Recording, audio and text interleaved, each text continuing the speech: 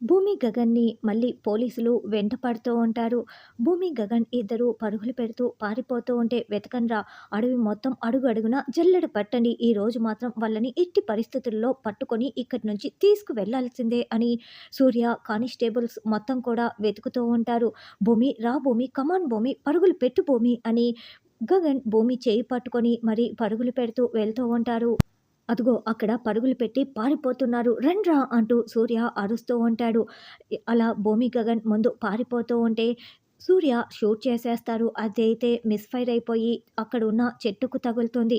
బావ ఆ సూర్య ఫైర్ చేస్తున్నాడు. రా బావ వెళ్దాం రా బావ అని భూమి కూడా గగన్ చేయి పట్టుకొని పరుగులు పెడుతూ వెళ్తుంది. ఛ! తప్పించుకున్నాడు. మిస్‌ఫైర్ అయిపోయింది. రేయ్ గగన్‌గా నిన్ను వదలనురా అంటూ సూర్య వెంబడిస్తూ ఉంటాడు. అయితే భూమి పొరపాటున ఒక చెట్టుకి తగులుకొని కింద పడిపోయి దొర్లుకుంటూ వెళ్తూ ఉంటుంది. భూమి భూమి అని గగన్ అరుస్తూ భూమి దగ్గరికి వెళ్తాడు. భూమి కాలికి చాలా పెద్ద గాయం అయిపోయి కాలు నిండా రక్తం నిండిపోయి ఉంటుంది. భూమి భూమి ఏం కాదు భూమి లే భూమి అని గగన్ లేపుతూ ఉంటే బావ చాలా నొప్పిగా ఉంది బావ అని భూమి విలువిల్లాడిపోతూ ఉంటుంది. భూమి షు షు గట్టిగా అరవకు భూమి వాళ్ళు వచ్చేస్తారు అని గగన్ చెప్తాడు. బావ భరించలేకపోతున్నాను అని భూమి ఏడుస్తూ ఉంటే కష్టంగా భూమిని గగన్ చాటుగా తీసుకువెళ్తాడు. సార్ అటువైపు ఏదో సౌండు వస్తుంది సార్ అని కానిస్టేబుల్స్ చెప్పటంతో ఇక గగన్ భూమి చెట్ల మధ్యన దాక్కొని ఉంటే అటువైపే సూర్య వాళ్ళు వస్తూ ఉంటారు.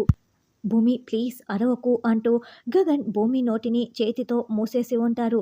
రేయ్ మొత్తం వెతకండ్రా వాళ్ళు ఈరోజు నా చేతిలో తప్పించుకోకూడదు అని సూర్య వాళ్ళకి కాస్త దూరంలో ఉండి ఇన్‌స్ట్రక్షన్స్ ఇస్తూ ఉంటాడు.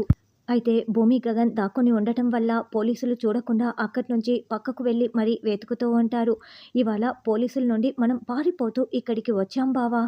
పారిపోయి అడవిలోకి వచ్చిన జింక ఎప్పటికీ పులి నుండి తప్పించుకొని తిరగలేదు బావ అని భూమి చెప్తుంటే గగన్ భూమి చేతిని తన చేతితో గట్టిగా పట్టుకొని ఎదిరిస్తాను.